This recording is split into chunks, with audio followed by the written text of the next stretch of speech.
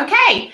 Welcome, welcome. Hello, ladies. It is Monday, and we're here, Monday Mom's Mindset at the She Network. My name is Taylor Thompson, and I have my incredible friend. I've been so waiting to do this interview, and just a couple of weeks ago, she said, okay, I'm in. We're going to do this. And so I can't, as you guys are coming on, let me know you're here. I'm going to give you a chance to get on. But she just celebrated her birthday just this last week. What a better time to do this is to celebrate the birthday so we can all give her lots of birthday love. So I want to welcome on my dear friend, Miss Lisa Grossman. How are you? Today I am awesome, and I would much rather spend my birthday with all of you. We'll have a new birthday than the birthday that I had, because it was eventful. But surviving and thriving, or trying to, in physical distancing. I do not like social distancing. We can be more social than ever. Yeah, no, we're going to talk about that. We're going to talk about that. So I want to, because you read the bio, you read why she's here, like 31 years of experience here in this space, lots of wisdom. She's a plethora of wisdom, not just in business, but just life in general. She's one of my founding members here at the She Network. We just actually got back from our She Retreat that we had in Florida. Some of you saw the pictures and the photos there. We had such an amazing time connecting. But if you definitely want to pick somebody, Lisa, it's very rare that I have friends in circles that have been around as long as I have, but you've been around longer, so we've seen a lot of stuff. Yes, going on 32 years. Wow. That's so crazy to think of. We've seen a lot of changes in our space. Would you agree? Yeah, we really have. But it's interesting because I think everything old is new again. Yes. I think it goes cyclical. I think the biggest changes we've seen, obviously, are what technology allows us to do in terms of reach and efficiency and leverage of time and saving of money. And nowhere is that more important than what we're all going through right now. But what I learned in 32 years is, although technology will always change, human nature never does. Amen. That's so true. It's such a true statement. The more things change, the more things stay the same. That old adage, right? Eventually.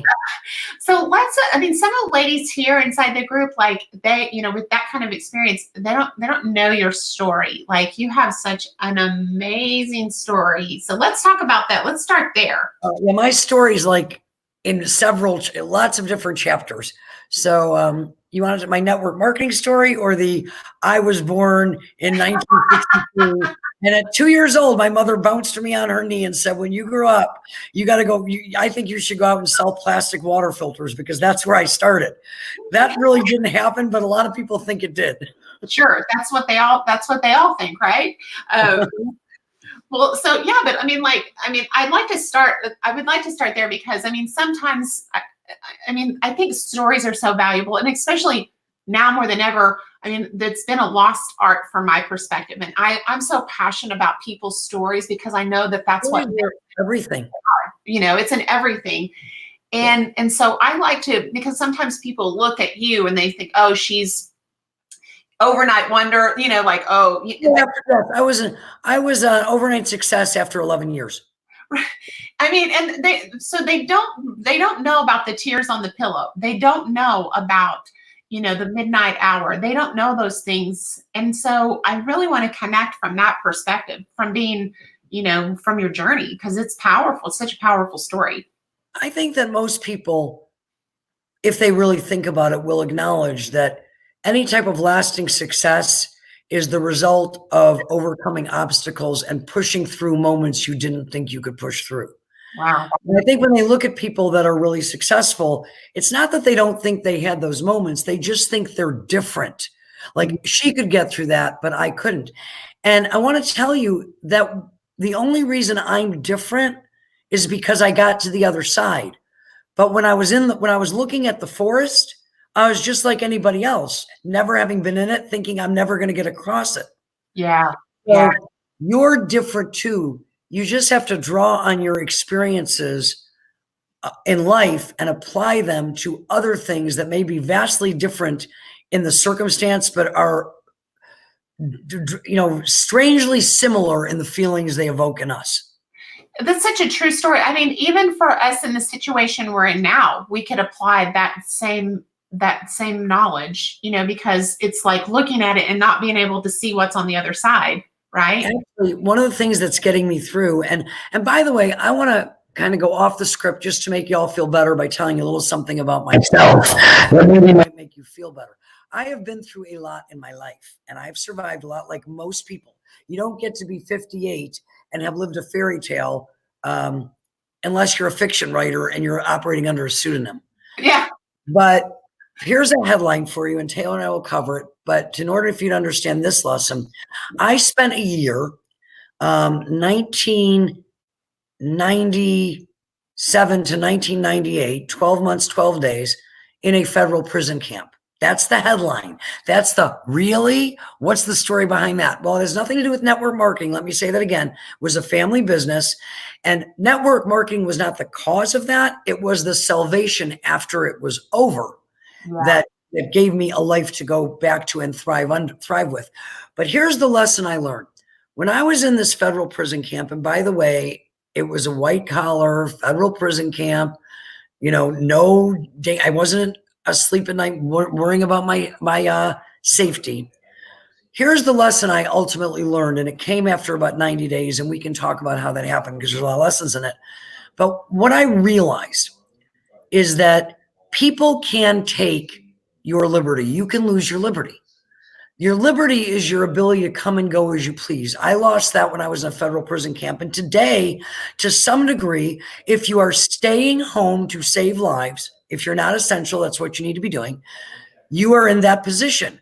You have had a certain degree of your liberty curtailed. You can't come and go as you please. You can't go to big concerts. They're all cancer. We can't get together in crowds. It's too dangerous.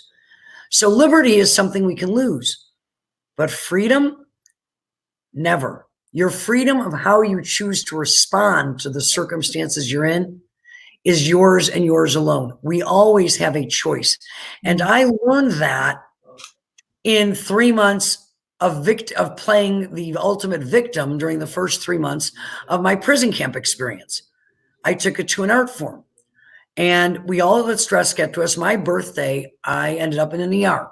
And by the way, they were all wrapped up like Christmas presents. So I went in without the virus, came out without the virus.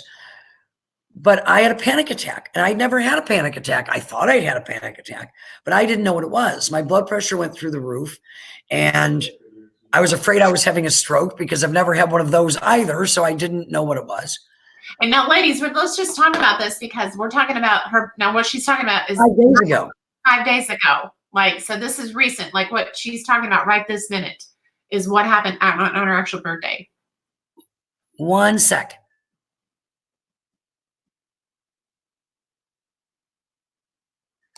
Sorry, there was some background noise I had to take care of. Okay. Yeah, 5 days ago, because I was being tough. I was holding it so together that I was stuffing all these feelings we're all having. I thought that's what I was supposed to do. Be calm, be tough, be upbeat, be optimistic. I am all those things. Yeah. And I'm also scared. It's the unknown. And I'm also dealing with a situation I've never dealt with before, as all of you are. So you can be too tight. There's nothing wrong, as they told me at the emergency room, with going outside and screaming if you need to scream. There's nothing wrong with taking a breath and letting yourself be human. Yeah. This is the great equalizing experience, no matter who somebody is, no matter how successful they are or not successful in their own mind, because everybody's successful at something. I truly believe that. We are, all of us, facing the same situation everywhere in the world. Yes. And anybody who tells you that they're not having moments is, lying to you, and maybe lying to themselves. And don't allow yourself those moments. They're going to get you through, and they're going to make it easier for you to help other people, because nobody's looking for Miss Perfect to come along and give them advice. Yeah, it's true. I mean, this part is true right here because, I mean, and I've had these conversations with multiple people. because they're upset, but they're not taking in consideration about giving somebody grace and letting them handle it the way they're handling it, and saying, well, I would have never done that way, or what are they doing, or what are they thinking, and it's all as a result of how they're responding to this particular situation. And it's like, okay, well, you don't know, people don't know how they're going to respond because this is the unknown. Nobody's walked in these before. And I think the biggest challenge, I have been, Taylor, I don't know about you, but I don't unfriend people unless they really give me a reason. But I've been snoozing a lot of people because they're getting caught up in conversations that I don't believe serve them, but I know that coming into my newsfeed, they don't serve me. Yeah. And I want to be able to serve others. And here's what I know. I know that people that have to make hard calls that inconvenience people's lives when the evidence as to why they're being made isn't readily available are in horrific situations. Yeah. And we have to respect them and trust them and pray for them, because when they win, we win. And with something like this, by the time everybody comes to the realization that what we're doing is necessary, if we had waited till everybody realized it was necessary, it would be too late. More people will be at risk. So everybody is coming to this in their own way, and judgment this is not a time for being judgmental. This is a time for everybody to band together and realize that what we all want to do is live to fight another day. Yeah. And that which unites us now is so much stronger than that which divides us, that which divides us can wait. Yes. Yes. I love that. So, okay. So not to derail on the arson. Back on you. Let's talk about you. Like, okay. Me. Oh, yes. Ask questions I will answer. Give me a starting point. I will. Okay. So you're in this prison, and it takes you 90 days to figure out, okay, like what was Let me tell you real quickly how I got there, because if I was a victim of anything, I was a victim of bad choices. And so often in life, everybody will sit down, and say, how did I get here? And they're looking for some defining moment on the road where they went right instead of left and everything didn't work out, or everything did work out. And there are defining moments in life, but often we forget that we are a victim or a victor of those small decisions we make along the time, those choices that we make. Yes. So I was in a family business that I hated. I mean, absolutely hated. I didn't want to be there, and nobody held a gun to my head, although I felt like it, because it was my mother and it was a family business. And, I had multiple messages and gut checks over the years saying, you don't belong here, but there I stayed out of fear. Bad choice. And eventually that business came under, as things do with the government, there are different times and places where they're looking at different things. And that was a family-owned business, and it began to be investigated by the government. And the way that I found out was I had friends of mine call me to tell me that people were knocking on their door. So I hired a really good attorney who came back and said, oh, they don't want you. Great news. They just want your mother. You testify against her and it all goes away. Wow. Well, that's one of the few choices that I will tell you was a no choice. I come from a tribe, and testifying against your mother is a non-starter. I would have had to change my name, move to South Pago, and never be able to show my face again, because that would be there. So I said, no. Yeah. And it progressed on and progressed on. And eventually they had indicted her. They have indicted me and gave me the opportunity to testify against her. Again, I still said no. They indicted my husband for basically being married to the wrong girl. Wow. And said, well, we'll let him off the hook if you testify against her. So eventually, going through all of that, I did a plea agreement with the government that got my husband off the hook that he never should have been on, and got my mother home confinement. She had to pay a whole lot of money. I didn't. And I agreed to go away to this federal prison camp for 12 months and 12 days. And I just want to say that when I made that deal to keep her out and go myself, I got a lot of kudos for that. But if we're going to be totally honest and transparent, that was an act of self-preservation. The idea of going away, I thought I could, just a year, I thought I could work myself up to dealing with that. Going away with her, for being like, I mean, that to me was like the worst case possible case scenario. So Yeah. I made a deal that she paid a lot of money and got home confinement, and I went away. And that was where the lesson started. You see, what I did to myself in that time, the fear of where I was going, Yeah.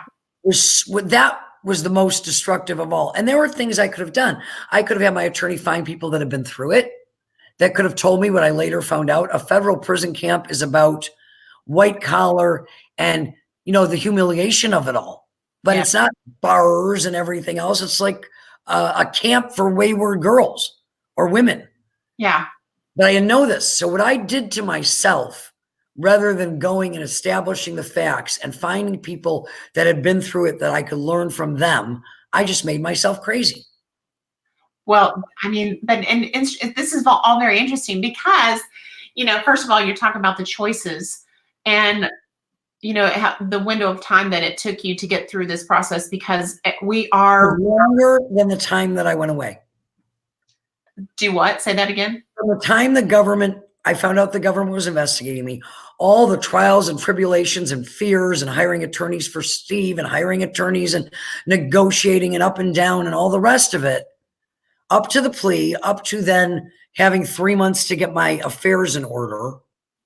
That period of time, that hell on earth, that many times I could have sought counsel from people that had wisdom and perspective and chose not to because I was making myself crazy, was longer than the period of time I spent away.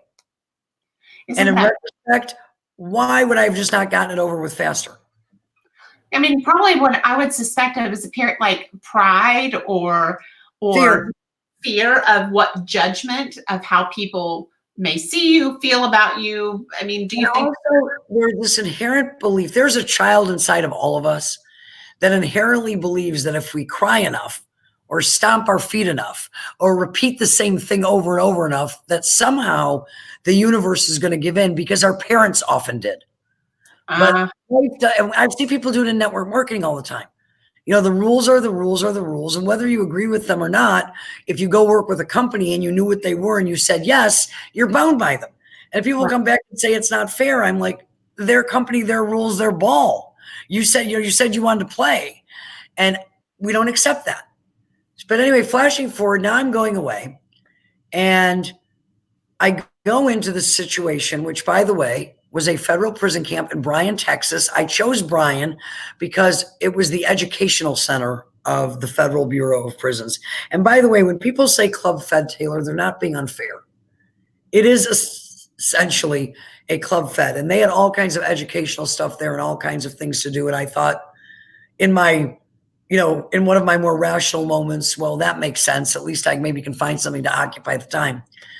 But when I got there, I just had that attitude of this shouldn't be happening to me. It was her fault, not my fault. It was all about blame and fault, not responsibility. I wasn't willing. I confused them. It certainly was not my fault in that I didn't start the business and there were things I was unaware of, probably should have been, but it was my responsibility because I didn't want to be there and I never left. Well, let's tap into that right there, because this can apply to so many different aspects of our life, whether it's business, a family, our children, our husband, our relation. I mean, all of those things that people have a tendency to want to spotlight. I call it spotlight, where they want to put the spotlight, take the spotlight off of them and put it on something or someone else, right? Because they don't want to look in the mirror and say, okay, I made choices. I could have done this. I could have done that. I could have done this. And we see this all the time, certainly in business, certainly in relationships. I'll give you an analogy that I think when I teach this, it sometimes helps. Let's say that I don't want to make this you. Let's say Mary Smith, the non-existent Mary Smith. Mary Smith is the CFO of our bank. I'm the president and you're the vice president. And while we're sleeping, Mary Smith steals all the money and goes to South America. Am I guilty? Are you guilty? No, we're not thieves. She stole the money. We didn't. But are we responsible? Of course. I'm the president. The buck stops with me. Yes. So do I have lessons to learn there? But the shame, the guilt, that belongs to somebody else. And so often people confuse accepting responsibility versus accepting guilt. Being responsible does not mean you're guilty. Being responsible doesn't mean it's your fault. Being responsible means you are not claiming to be a victim who has no control over your own life, and that you are responsible for the choices that you make. And the great news about that is once you accept responsibility, you can make different choices because now you understand the power is yours. That's what I learned, because in the first 3 months, I was in the who's to blame, the blame game. But isn't it interesting? The sooner that people would come to that realization, the sooner they can move on and get to the next step. Let me tell you what happened, because it was really. Let me put it this way. I'll give you guys something to think about while I share this story. Today, I look at that year, that 12 months and 12 days, that timeout that God put me in, as one of the greatest things that ever happened to me. I would not recommend it for you. But what came out of it, who I became, what I learned, radically changed the trajectory of my life in so many ways. Because here I am feeling so sorry for myself, just miserable all the time. And I started to notice that everybody there kind of fell into two groups. You see, federal prison camp's a great equalizer. Everybody gets the same clothes. Everybody gets a job. Everybody gets up at the same time. Everybody gets counted at 4 o'clock. Everybody eats the same food. So it doesn't really matter where you come from. That's very much like how I think of network marketing. It's the great equalizer. It doesn't matter where you come from. Yeah. So there were like two groups of people, pretty much. One group was wallowing in self-pity, feeling sorry for themselves, bringing misery to every conversation because misery loves company, not being productive, not accomplishing much, self-centered, and coincidentally had the least amount of time. The other group was proactive. Many of them had been in medium security and worked for years to get to go into a federal prison camp. They were out and about, taking advantage of every opportunity in the system, on the track, working out, helping other people, taking classes, and impressive. And one day it came to my, like crystal clear, like an epiphany bolt of light, that I belonged to the first group, the wallowers, and I was nauseous because that is not how I saw myself. Right. So I got myself up and I marched myself out onto the track to talk to a girl by the name of Kim, whose last name I'll leave out of it for her privacy. And Kim had tried, to help me when I first got there, but I wasn't having any of it. She was going to interrupt my pity party, and I had taken pity to an art form, so I didn't want to be bothered. So I went and sought her out. And she had gotten 7 years basically because her boyfriend was a lowlife, and really got her into an awkward situation, and she didn't want to testify against him.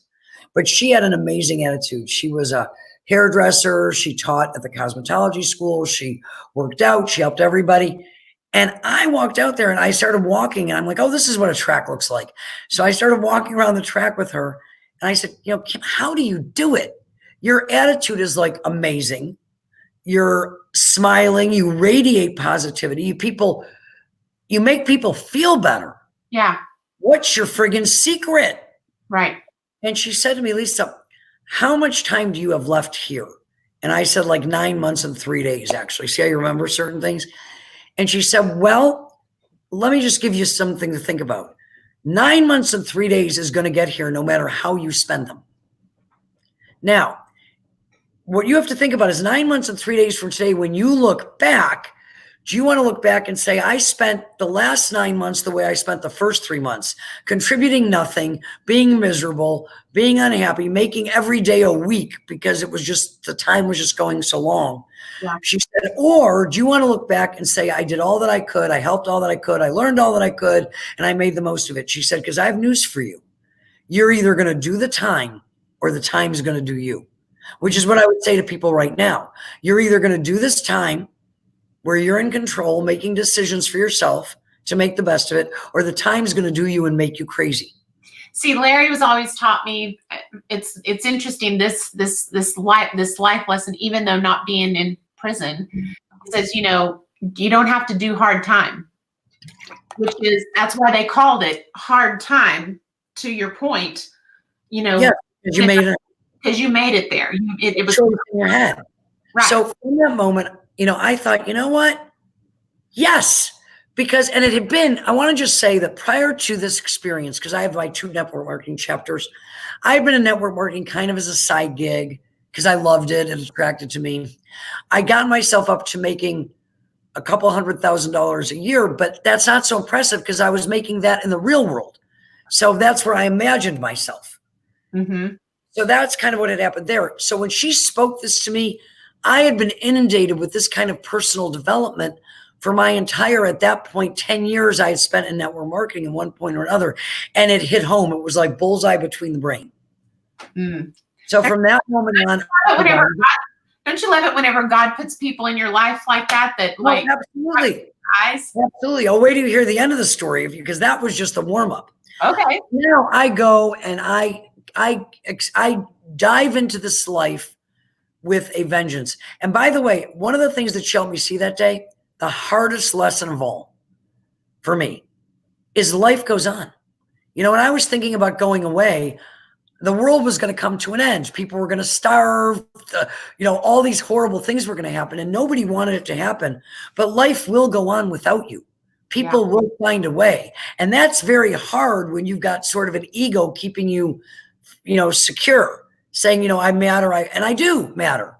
Yeah. But the ways that I was grabbing to justify why I shouldn't be there, they all survived. And went forward. So that was one of the things I had to accept too, was look, they're out there without me and I can't do anything for them by worrying about that or thinking it would be better if I was there. It's what can I do here? And when I adjusted to where I really was, not where I thought I should be, the world got easy. So I started, I'd been working in the laundry because I thought that was an easy job. I didn't have to talk to anybody. And I became not such a great washer, but I became an expert folder. I can make anything a 12-inch square. I got folding skills. I love it. Enough of that. So I started working in the interlibrary loan, which I eventually took over, which was where people could request books sent from libraries all over and you managed it. And I read 365 books while I was there. I read the Bible 16 times, 5 different translations. There's some interesting stuff there. I read all the great, religious works that I could find, the Bhagavad Gita, the I Ching, you name it, I read it. Sea of the Soul by Joseph Campbell, very eclectic set of books. Because if you ever had, and I said this to myself, everybody on this call that's watching it has a list of, if I ever had the time, I'd read that book, clean out that closet, organize that shelf, learn that language, work out more, whatever it is, you now have the time. Yeah, true. And I did. I started teaching personal development. I stole all the stuff, borrowed all the stuff from what I learned in network marketing. And I taught a course from survival to success to significance. I learned how to make kimchi. I learned how to play volleyball. I learned how to play softball. You name it, I did it. I crocheted. I knitted. I, counseled. I listened. I did a lot of listening for a lady who talks so much. And it was all going swimmingly well. And then about 3 weeks before you go home, I call them the do-gooders because in my heart of hearts, I believe their intent was to do good. A lot of groups would come to the prison camp on Saturdays or Sundays, various faith-based groups and do-gooder groups. And I signed up for everything because it was different at this point on. So there was a highly recommended thing that you go to 3 weeks, when you're in your last month. Right. To this meeting. So I signed up to go, but I found it was funny. It reminded me very much of network marketing again, because it was highly recommended. Yeah. Yeah. Like they highly recommend you go to the training, but you got the distinct impression that you were going to miss something if you missed this meeting. Okay. So I went. Okay. And I show up, probably 18, 20 people in the room that were inmates and these outside do-gooder people. And they start asking questions, icebreakers. Like, are you afraid that when you go home, your family is going to, not want you back? No, I'm not afraid of that. Are you afraid your children won't speak to you? I'm not afraid of that. Are you afraid your friends will shun you? I'm not afraid of that. Are you afraid you won't get a job? I'm not afraid of that. Well, after 2 hours with this incredibly uplifting experience, by the time I left, I was literally a basket case because I could see my future. My husband was going to reject me. My friends were going to shun me. My kids weren't going to want to speak to me. I was never going to get a job, and I was going to be living in a cardboard box underneath the freeway somewhere. Isn't that interesting that there's going to help you, but they planted all those? I don't think associations are so important. We don't realize it because I honestly believe their intent was to get you to face the possibility of reality. And I have to say, one thing I was aware of that I quickly forgot that I learned in my time there was I was very lucky. I learned how to be exceptionally grateful. I had a family to go back to. I had beautiful children. I had I had cut this deal with the government so that we didn't lose the house and all these other things that, I had what was between my ears. I had discovered the industry of network marketing. I had so much compared to so many other people. Wow. But in that 2 hours of helpfulness, I literally freaked out and actually was envisioning the color curtains for my box, because if I was going to be living in a box, it was going to be a nice box. And I went back and I was up all night playing this awful narrative over and over and over in my head. So when I got up the next morning, which was a Sunday, right after the morning count, because they count you twice on the weekends, I went to sit on the bench and wait for the chaplain to come in. You see, we had a no nonsense from the Army, tough love chaplain that was there to protect everybody's, religious liberty and to make, freedoms, to make sure that their holidays could be celebrated. And she was a tough love woman, and I adored her because she was irritating at times, but sometimes you just need that person who's just like, yeah, that's too bad. Get up and go do something about it. Sure, sure. So I marched myself down there. I'm sitting on the bench weeping. And she shows up and she's like, Grossman, what is the matter with you? And I'm going to live in a box and my kids aren't going to want to talk to me. I'm never going to get another job. And all this comes pouring out. And she says to me, and here's a lesson, guys, because how often does this happen to you in your life? She says, okay, Grossman, I don't have time for you today. I have 3 services I got to prepare for. So I'm going to break one of my cardinal rules. She goes, I'm going to solve your problems for you. Tell you the solution. She goes, but I find that when I give the solution to people and they don't have to work for it or figure it out themselves, that sometimes they just don't value it enough and they don't take heed. She goes, but I'm going to risk it on you because I got no time. I'm like, okay. Oh my gosh. This is okay, Grossman. Here's the deal. And she goes, and I'm going to explain this to you. You like business. I'm going to explain this to you in business terms so you get it. She said, you have been living your life up until now like it's a sole proprietorship. She goes, I have news for you. It's not. It is a partnership. And I know this is going to be a huge blow to your ego, but in this particular partnership, you are just the junior partner. She said, and like all businesses, when the partners don't know their roles and responsibilities and everybody gets into everybody else's space, it all goes to hell in a handbasket quick. She goes, so here's your job as the junior partner. She said, you're going to go home. And every day you are going to get up. You are going to shower up. You are going to shine up, and you are going to show up with a smile on your face and a firm rested belief that if you do your job and do it well as the junior partner, your senior partner is going to take care of everything else. She said, and by the way, you're going to make more money, impact more lives, have a better relationship with your children than you have ever had before, as long as you focus on your job and don't get lost to trying to do somebody else's. Wow. And you know what? I thought she was nuts. As I was walking back to the housing, which is kind of like a dormitory, I basically thought, this is just ridiculous. But it was better than the picture of the box that was in my head. So I figured, okay, in network marketing, they always say fake it till you make it, which I've never liked. But she had a biblical quote that was, act as if ye have faith and faith shall be given to you, which is essentially the same thing. Yes. So I didn't really believe her, but I figured it was, if I could choose belief, I wasn't living in the box yet either. So I figured that would be a better belief to go with. So I went home. I've always used in the same way. Instead of fake it, I've always said faith it till you make it, because that's essentially what she's saying, Yeah, no, she said it to me. Act as if you, because I said, she said, act as if you have faith, and faith you shall be given. Mm-hmm. If you don't have the faith, act like you do. It'll come. Yeah. So I got home and said, okay, I'm going to do this. What am I going to do? I need to make a living. So I had met all these amazing people in network marketing. And one thing I will say, I'm better now. After 10 years, I was pretty good at building a network marketing business. I learned, but my strength was business. So I think that a lot of people can build a network marketing business. I can now too after 30 years, but understanding the business of network marketing was a sweet spot for me. Okay. So I called a lot of company owners, a lot of people that have been distributors that were now company owners. And I said, I need to work. I need to support my family. And I've got to do it from home confinement for like these first 6 months, but not like this. It was a little bit different. Yeah.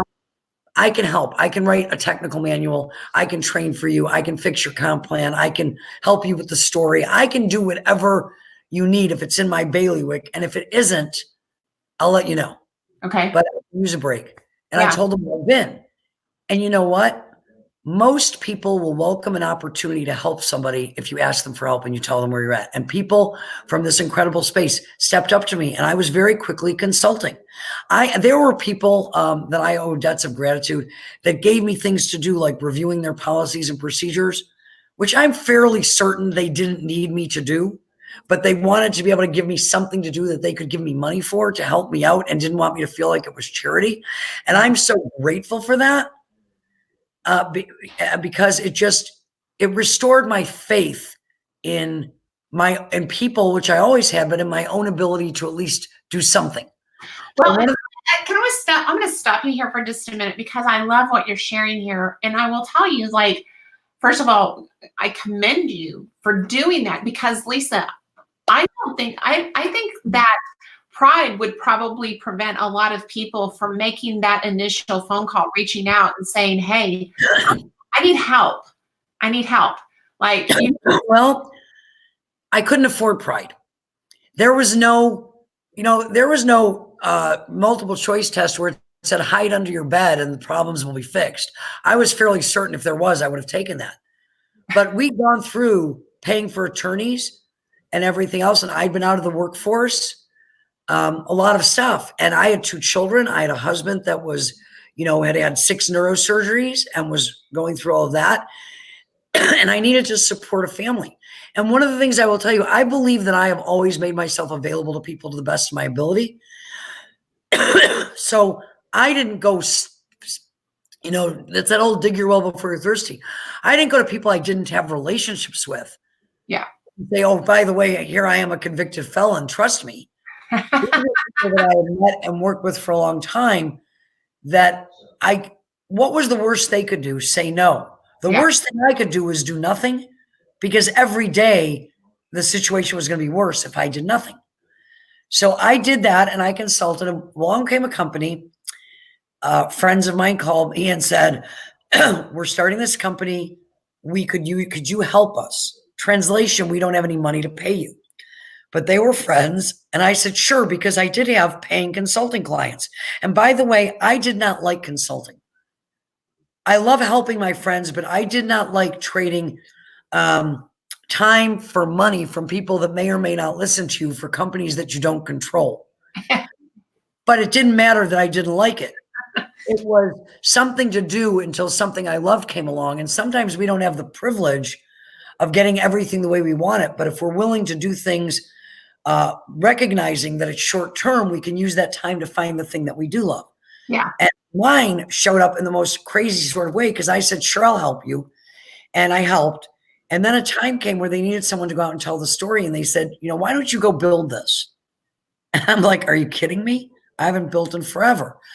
But I said, okay, but I don't have the money to get started. And I literally borrowed the money to get started because, again, I'm dealing with the government and they have to approve all of my purchases. So I go and I start working with this company, and they talked to me. I was helping them from November 2000. They asked me if I would run with it like 2 days before launch, January of 2001. Okay. And that year, now understand, I was hungry. I still had a vision of a box in the back of my head. Now, it wasn't real. And I want to be really clear that, again, when you let your thinking get away from you, there were a lot of things between losing my house and a box. I had family. We could have gone to an apartment. It's just a bus stop and started over. But somewhere in my mind, it was save the house or live in a box. And I really don't know why I saw it that way, but it took a long time for me to get over that. So I had that at my back. I was running. But I mean, the bear was chasing me. But at the same time, though, Lisa, probably gave you fuel. Oh, unquestionable. Because if there was any one of those things in between that you allowed yourself to be your safety net, it may not have driven you as hard. No question. The point I'm trying to make is the hunger that I had then, yes, I would never have again, because even if that all happened again, I now know I can do it. Gotcha. And there's a change. But running like I was, and my goal, you know, after talking to the accountants and everything else, was to get an income back up to like 200,000 a year, because that was my ceiling in network marketing, out of network marketing. What I learned, we don't get what we want in life. We get what we picture, and we get what we picture, not by what we think we picture, but the intentions that we state. And when I came to network marketing, my goal was that I could replace my income. So a lot of people, I had no problem seeing myself making a $250 a year. I'd done that already. It was just like, I have to learn how to do it here. But I didn't see myself making $1 more. And for 8 years, my income in network marketing, because the first 2, I didn't make any money, I was learning. For 8, 9 years of network marketing, my income fell right in that place that I saw myself. You know, if people in my own head, if people said, well, why don't you make $1 million? Well, I can't do that. I didn't see myself making $1 million. Other people said, well, you know, what don't you know? You're smart, you're talented, you've been doing this for 10 years. You got to, I'm like, oh, that's not me. One day I asked, well, what do they know that I don't know? You know, I never went international because I assumed everybody that was going international must speak the language. So I never asked. So often our assumptions keep us from the truth. So anyway, in 2001, keeps us from the truth. I'm writing that down. I'm running like a maniac away from the box in the thing, and I get pretty quickly up to some really significant income. But I had people that hadn't reached their goals that made it possible. So I have to now go make sure that their work, you know, that they get their goals. I can't say, oh, I'm here, I'm retiring. First of all, that would not be ethical, responsible, or the right thing to do. Right. Second of all, it would be business suicide. There is no retirement from your business, because your business, any business in life, will die if it is not being stewarded well and shepherded well and constantly taken care of and injected and leaders being developed. Yeah. So here I'm going, and one day I get this call, week 8, 8 or 9. And they tell me, they call me, and I'm in Southern California, and I answer the phone, and we're going to do a meeting. And they say to me, and remember, I'm on one of those old Nokia brick phones with the big thing outside. And they say, Lisa, your check this week is $14,500. And I said, oh my gosh, that's so big. It was like 8,000 the week before. And that was like one of those weeks where a lot of auto things hit. Yeah. Yeah. Like 14,000, that's amazing. They said, no, you're not hearing. Your check is $45,000 for the week. I had no friggin' clue. That brick phone, I know it can survive anything, because it went up in the air like 50 feet and hit the parking lot in Orange County, California. But I knew it was a fluke. You know, we were getting some momentum. I went in to do a meeting for 300 people. The company president at the time was there and asked me if he could share the check. And I said, don't, because it's a fluke. It's never going to happen. And he did anyway. So I basically went into a room full of people and said, I want you to understand that if you're joining this business because you think you're going to do what I just did, don't. Because I don't know how I did it. I'm pretty sure it's never going to happen again. Yeah. And apparently that struck a chord with people. That was 2001. That was the year before it happened, but that was the year when we were starting to nest. So anyway, in 2001, I made $1.2 million gross income in that business, which was insane. And people often say, how would you do that? Well, here's what I can tell you. I didn't get 5 times better overnight than what I'd done for 11 years. And I didn't learn something that I didn't already know. But my motivation was different. The picture I was looking at was different. And I removed limits because I was of the opinion that what if somebody comes and takes me away again? What if I run out of time? So I wanted to get as much done as quickly as I could to secure and protect my family. And by the way, security for your family, it is financial, but it's not. It's development of leadership. You have great leaders that if something happens to you, your business goes on, your check continues. This is interesting because you've heard the story of the flea in the jar. That's what it reminds me of. Whenever I think we're all there. Yeah. They have this imaginary ceiling that they put, that if you put fleas in the jar and then you take the lid off, they still wouldn't jump any higher than the lid that was on the jar. Yeah. Well, yeah, we get what we picture. And, and I've often said it, like, if you go out and you say to a bunch of people, this is where so many people get into a challenge with our space, because they go paint, not necessarily a get rich quick scheme. I don't think they know they're doing that, but they paint a picture for people that is so beyond their own scope of painting themselves into that they see it that way. So if you talk to somebody who's has only ever lived in a 2-bedroom apartment, and there's nothing wrong with that, and I'm not criticizing it, but you say to them, do you want to live in a mansion on the hill? Who's going to say no? Sure, I love to live in a mansion on the hill. Yeah, I'd love to drive a Rolls Royce. But they can't picture it.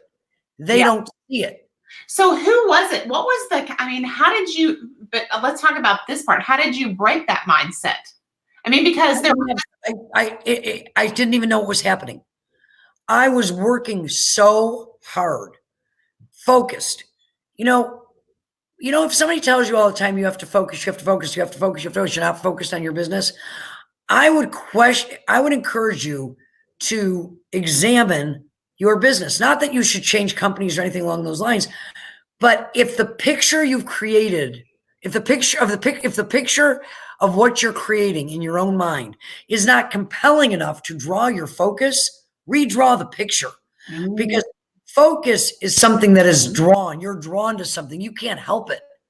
And what happened to me at that time was all I could think about was this opportunity to be safe, to get my family safe, to help other people be safe. All I could think about was where else was I going to go?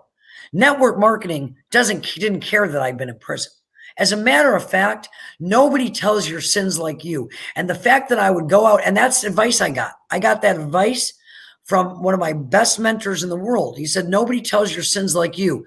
If you tell your story first, you control the narrative, be honest, nobody can use it against you, and anybody who tries looks petty. Wow. And there were people, as I was starting to excel, that would go to people and say, well, you don't know she's a felon. Yes, she told me. Why are you telling me? That's good. That's really good. So I think when you've been through something like that, you're no longer afraid of people telling you no. Sure. No, and I truly believe, I suffer from TB. Where else could somebody go through something like I went through, literally be down to like no money, having to borrow the money to start a business, and 4 years, I was consulting 4 years, 3.5 years after you get out of federal prison camp and pretty much lost everything except your house and some, securities and policies and things that you have, go out in 2001 and make that kind of money. Today, the $1 million a year has become the new $10,000 a month. But when I hit that number, that wasn't me. That was people that gave me a shot. That was that chaplain. That was all the people that let me consult for them. That was, taking advantage of timing. And it's not the timing of a company. because if you are the first person that sees something in your sphere of influence and you act upon it, your timing is great. You'll be sharing it with others.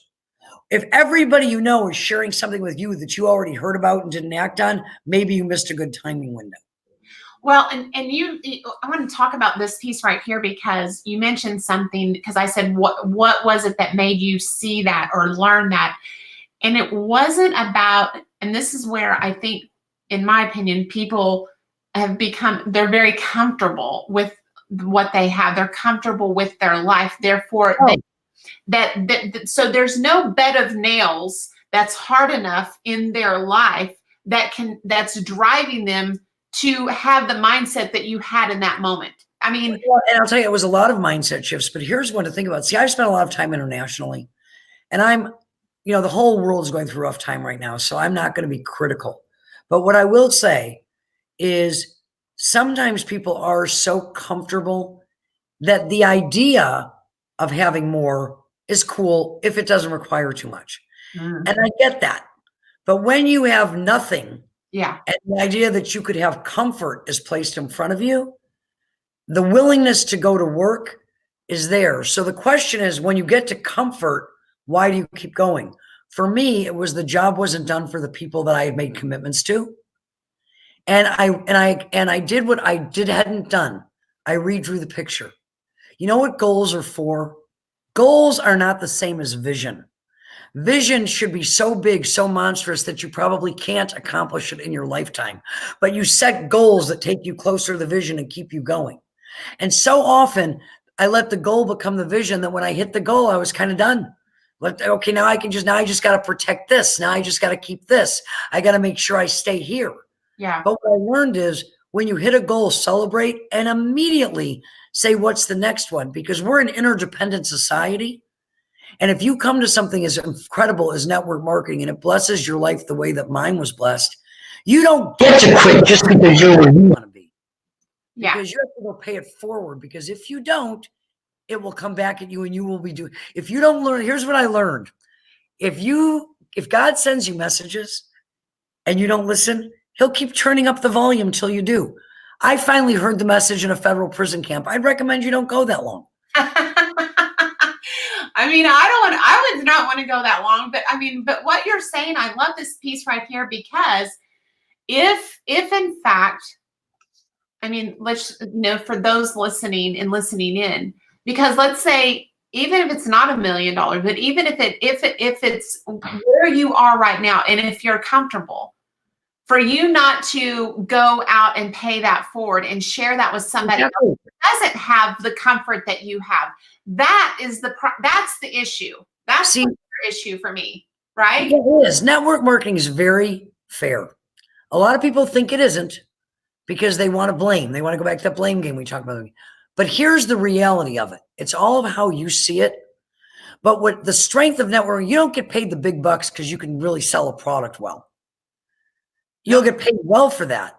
But the big bucks come from learning how to manage your emotions so you can help other people manage theirs and get a vision that is so compelling and you're able to articulate it to others that people want to embrace it with you. So it's all about community. And there's a lot of communities you belong to. You start as a community of one. That's your attitude, your vision, your commitment to show up and how you're going to show up.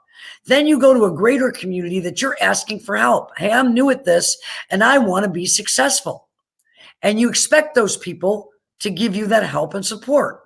If they don't let it stop you, but you expect that they do. Now, to build your business, you're inviting people to be their own community one and join the community where you've now taken on the role of help and guide. Yeah. So if you're not prepared to turn around and pay it forward if it was done for you, or in the alternative, change the story and change the outcome by paying it forward even though it wasn't done for you, then whatever you're getting out of the business is probably more than you deserve. Because network marketing is about how big an impact you can make. And this is what I find, and you probably have experienced this too, Lisa, and that's this, I see this over and over, that a lot of times women especially, they do not see themselves worthy they don't think that their story's good enough. So they're not perpetuate, even if it's $500 extra a month. $500 extra a month is the secret to all that follows. Yeah. You don't want to make $1 million. If you're making $1 million a year, hope and pray that the bulk of that revenue is not coming from leaders who drive it. They'll be well compensated too, but from people that are changing their lives with an extra $500 a month, or even more people than that, changing their life with your products. That's security. So, but don't you see that this is true? Like, that people, they get caught up in the bigger incomes. Therefore, they don't share their little story because they don't think it's worthy. But yet that story right there, if they would just focus on paying it forward to help another mom. I want to say two things to that. That kind of money, so powerful. I want to say two things to that. First of all, women in particular, but humans in general, suffer from a deadly disease that we have to get in check. It's called the disease of terminal comparison. Everybody wants to go through life playing everyone else's highlight reels and their own blooper reels side by side, and then evaluate themselves based on that. And that is BS. I will not swear, but it is BS, because there is a competition in your life if you are in pursuit of all that you can be. That's where you are versus where you can be. Yes. Where you are today and how much better you can be tomorrow, next week, next year. And as far as the little stories, guys, I've interviewed formally and informally, I would say well over 250 people that are millionaires today because of this great space. And I would say 90% of them did not start out with that they were going to be millionaires or with an idea of all the things they wanted when they made millions. What they started out with was a list of what they didn't want. I don't like somebody telling me when to chew my food at my job, even if I'm not hungry. I don't like having to ask permission to go to my kid's baseball championship. I don't like the idea that no matter how hard I work, if I'm 5 minutes late, somebody scowls at me. I don't like the idea that I can't take the family on a vacation, the right vacation. An extra $500 a month, if it's put away as $6,000 a year, where can't you and your family go? Yes. It's the new car. It's the mom who wants ballet lessons. Yes. It's the soccer mom who wants to be able to buy her kid the new uniforms instead of the hand-me-down ones. Yes. Yes. And those stories are relatable. So when we put people on stage that are making money, that's to validate, like $1 million. That's to validate what is possible in this space, because it is limitless and it is open to anybody who is willing to pay the price, put in the time, get the experience, be coachable. But the $500 a month story is the backbone of why we're here. It's what people can relate to. Yeah. And most people, at least in the beginning, what they really want is life just to be a little bit easier, just a little bit. They want a little bit more time with their family, a little bit more money. And that's what we have the secret to. It's the ultimate side gig. And from that, people can take it anywhere they want to. Yes. Or not. No judgment. It's true. I mean, this is my love language right here for sure. So here we are. So my lady. There we go.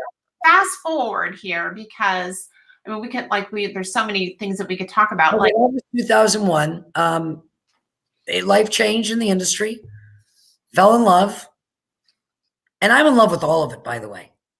See, I've not just worked the field like you, Taylor. I've done really well in the field, and I'm back in the field now, but I have consulted, worked corporately, developed products, developed training. So I can see everybody's point of view, and everybody's got one. One thing I can tell you is everybody's got one. I thought I'd done it all. I sort of retired because I'm kind of a Star Trekker. I always wanted to do something that's new.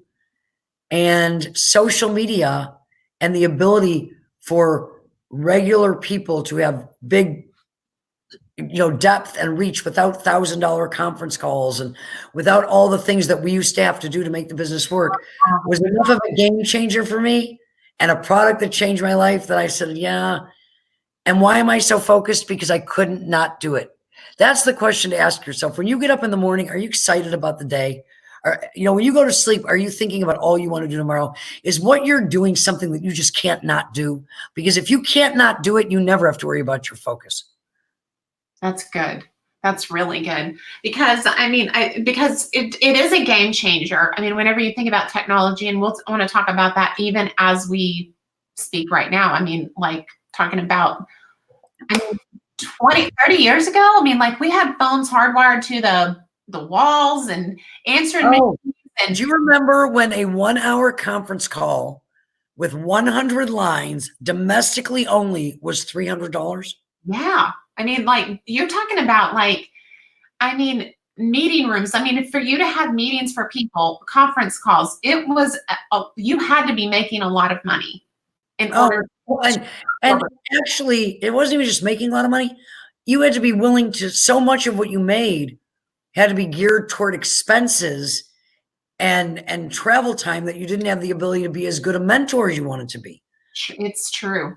It's true. Technology is really such a game changer. I love the fact that you're bringing that to the forefront here, because even right now, imagine where we'd all, I don't want to say, because when it was hard for me, and Larry and I talked about this, if you're a person who still wants, well, not right now, but if you're a person who still wants to go draw circles at Denny's, there is nothing wrong with that, because the conversation is the same one I'd have if I was drawing circles for Taylor and we were on a Zoom. Yes. Yes. So it's not like you have to become a master of technology. Having said that, look what technology is making available for the world today. Can you imagine if we were all going through this, and the only way that I could communicate with my friend Taylor would be on a phone call, and we're paying 8 cents a minute to talk to each other? Wow. Could you imagine if the only way that we could communicate with each other was on 3-way calls or on conference calls with everybody, or party lines? So, right now, the big game changer for most people all over the world, not just in networking, obviously, is video conferencing like Zoom, where everybody can get in a room together and kind of be in everybody else's neighborhood. And what I'm loving about that is the innovation it's creating in our space, the things that people are realizing that they can do with a technology like, for example, Zoom, that they've not really done up until now because circumstances didn't force the thinking of it. I am seeing so many amazing things going on with Zoom, with lives, with everything, that it's just blowing. I'm taking notes, because we're going to come out of this, and we are going to come out of this, folks, 10 years ahead in what we know how to do for network marketing to tell our stories and get the message forward. It's true, because out of necessity, it's forced us to grow and to be creative. And for those of you like listening in, we do have through the She Network, we have an opportunity, and I'll put that up here in the group, where that you can have the Zoom live through yes to do this live for a fraction of what it costs to go out in the open market, like $10 a month. You guys, it's crazy. I want to give you one caveat. A really cool guy decided to put together a suite of communication apps for people in the direct selling space. He thought it was a wide open market, and the part-time people, and went to Zoom and asked them if they would like to be a part of that, because we can't go out and say it's Zoom for cheaper. They would shut it down. But through a $9.95 membership, which you can get with the Working Live, which you can get, Taylor can show you to get, one of the things that you get in that membership is an enterprise Zoom with all the bells and whistles. Yeah. Really amazing. And now there's a Voxer thing in there as well. They're adding that. I'm not sure exactly how that works, but basically it's Zoom. And what's so wonderful about that is now is a great time. The old home meeting, everybody turns their nose up. Well, I'm a lover of home get-togethers. Not so much the whiteboard. I used to love to get people together, 4 or 5, 6 people, have a cup of coffee, especially women, and just talk like women do, and share. And it's great for business. And right now, having your own Zoom gives you the opportunity to do that, and maybe bring in a speaker like a Taylor. Get your friends together. And if you're in a company, Somebody in your company that's in your upline can come by to have coffee with you and some friends. Maybe you and some of your customers to see that there's an opportunity, a side gig. Or someone like Taylor, here I am volunteering her, but the She Network knows no company, no company restriction. Maybe you have a lot of friends that you would love to have them hear from an outstanding speaker just about how to get your life in control, how to get tough and how tough people get through tough times. And she's done that, and she's got a lot of strategies. So maybe, if you wanted to get like 20 friends together in your living room via Zoom with a cup of coffee, Taylor could come just share with them some of her life's experience and strategies. And then, of course, would help you invite them to the She Network, and everybody benefits. So that you can also broadcast live into Facebook groups with other people, onto Facebook pages, onto YouTube. And a lot of that may sound like more than you're doing right now, but something you can definitely learn to do over the next 30 days while we're all hanging out at home. Yeah. Why not? Well, and the thing about it is that, I mean, some people are afraid of technology and, they don't know what that looks like. And here's the thing. I mean, like I am too, like Lisa, like this has not been my wheelhouse but I've put myself into say, okay, I've got to grow, we were always taught, you stop learning, you stop earning, right? So mine was you're either green and growing or brown and dying is the one that was always shoved at me. And you know what? Back then, I wasn't that happy to be compared to a plant, but I get it now. Yeah. Yeah. No, it makes all the sense in the world. So I'll share that link. That was just a side note for you guys. I just want you to be aware of it because I think it's an amazing opportunity. I'm going to go back to what the chaplain said to me. Right now, we've just extended distancing, social distancing, 30 more days, and it could be even more days than that, but let's go with 30 days. 30 days is going to get here no matter how you spend the time. Yeah. So 30 days from now, don't you want to look back and talk about the things you tried, the new things you learned, the new people you connected with, and what you've conquered? Because either way, you're going to be sitting at home for the next 30 days. And by the way, I want to tell you this, if you're essential, God bless you and thank you if you're out there providing essential services for the rest of us. And for those of you that are at home, like me, like Taylor, you are not stuck at home. You are safe at home. Yeah. And you need to tell people that are safe at home, not to keep talking about how stuck they are because they are blessed. Yes, there are things to worry about. We'll conquer them together. But nothing is more valuable than your life. Yes, that's true. I love it because really at the end of the day, all this comes back to perspective, and how you're looking at everything, right? How you're looking at the next 30 days, and instead of doing hard time, right? To your point, I mean, and to your friend Kim, who shared with you what is the next 9 months and 3 days going to look like? What does the next 30 days look like for you and your family? How are you going to be a contributor, right? So I was like, okay, I was always taught like, you need to spend 5% of your time on the problem and 95% of your time on the solution. So how can time? Say, okay, on Monday from 10 till noon, I'm going to deal with problems.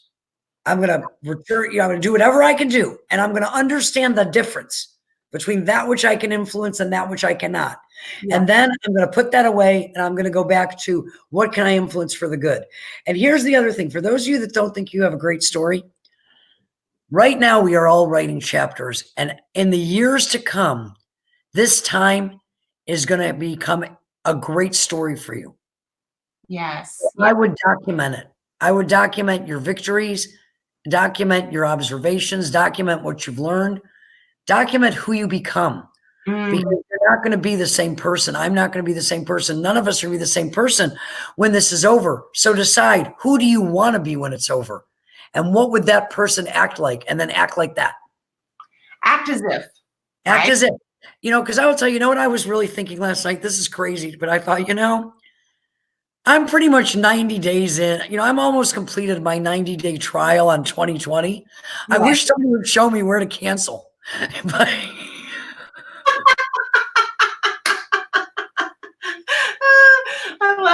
That's good. That But was, until they do, I got to keep 2020ing along. yeah. No, I mean, that's true. This is not the 2020 that we probably had in our journal, or probably the 2020 that we had on our vision board.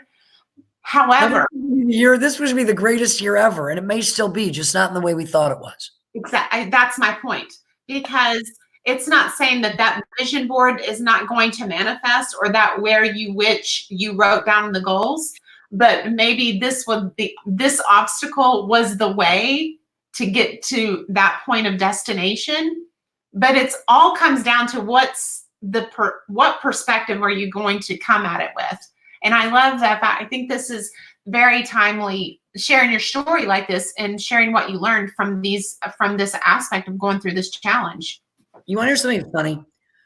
And you can go back and watch this live on my page somewhere if anybody wants to. But this year, I was really fed up with New Year's resolutions, because to me, people usually they're done, they're broken somehow by like March, and then they get forgotten. And I said, I'm not doing New Year's resolutions this year. I'm going to do a New Year's evolution. And I had this whole thing about this. Here's your New Year's evolution. Write down everything you can do that you're not doing, what you think you're not very good at. And let's focus on what we're very good at list, yada, yada, yada, yada. And that's what we're all in.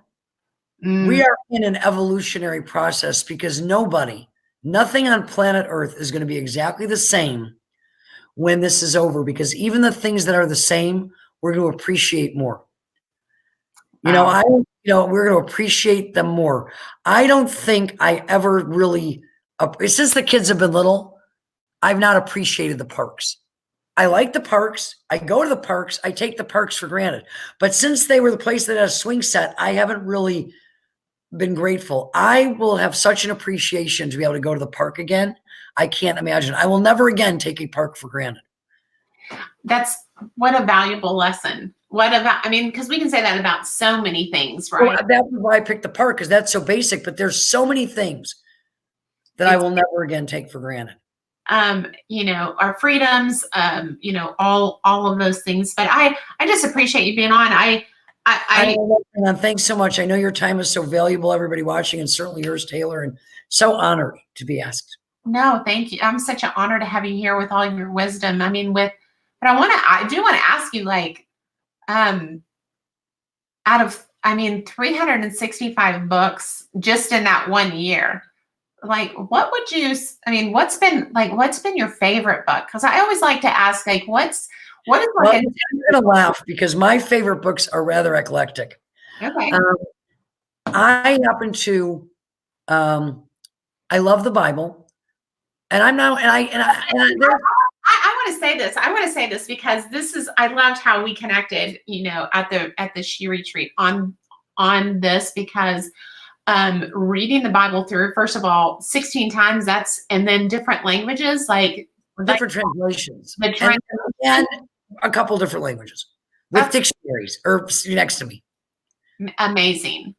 That's amazing. I want to say though, and I am very spiritual, I think you know that, but even if I wasn't, I love the Bible because it is an exercise in human behavior.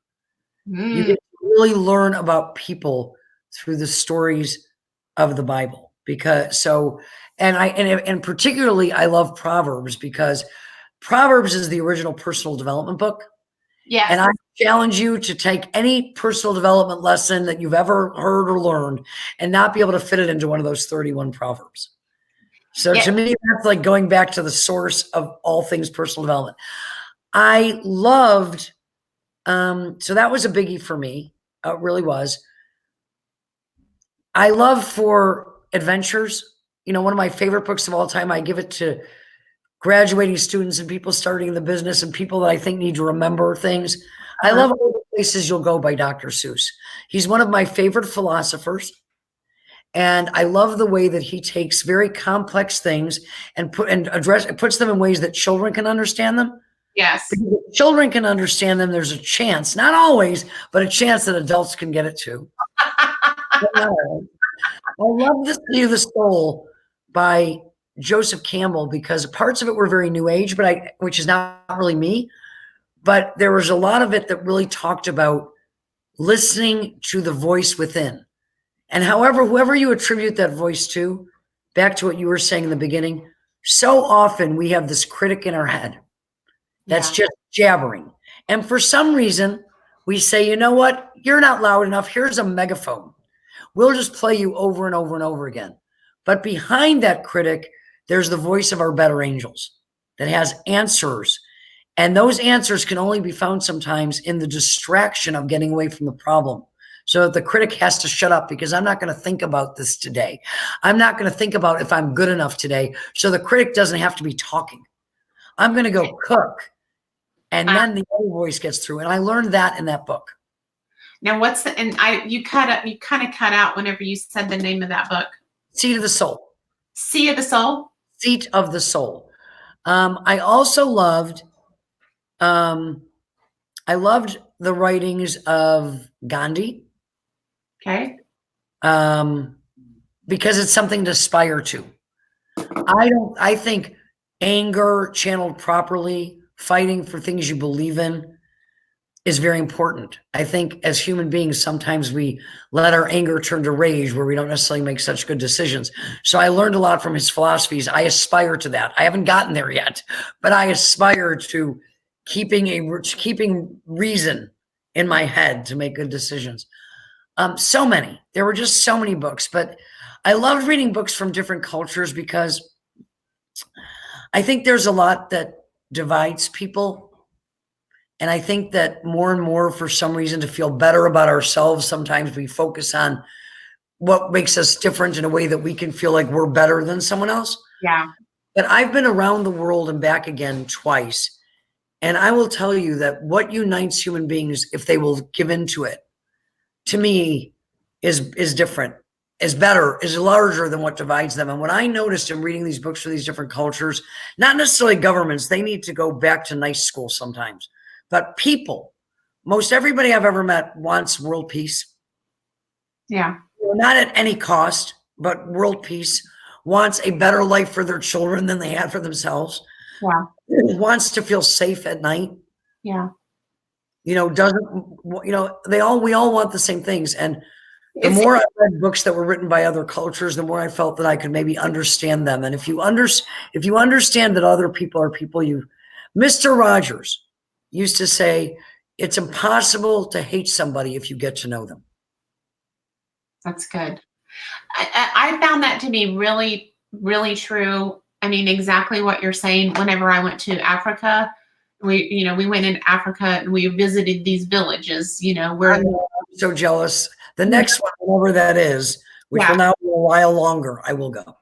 Well, because whenever you start looking at the moms and with their children, you start recognizing, even though the language was different, the culture was different, we all spoke mom language. We all wanted, to your point, they all want better things for their children than they had for themselves. And it doesn't matter the language because we're all moms, right? And we love our children.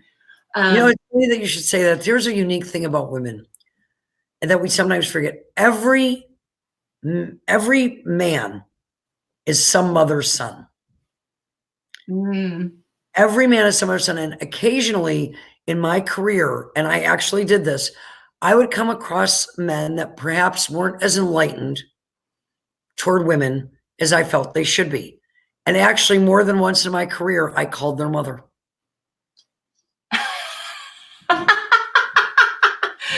We're talking some big name people that way back in the day. I literally called their mother. Others, I threatened to call their mother. And I said, if you don't believe I'll call your mother, go ask so-and-so if I didn't call his mother. I love it. I'm going to have to remember that one for sure. Okay, so Robin asked Seat of the Soul. Is that right? That's how you say it? I'm going to go Google it, but I'm sure that's the name of the book. Okay. I read it now 20-something years ago, so yeah. You know what? I'm sorry. It is the Seat of the Soul, but I confused the authors. That one was written by Gary Zukav. So now I have to find out what the one Joseph Campbell wrote that I love so much.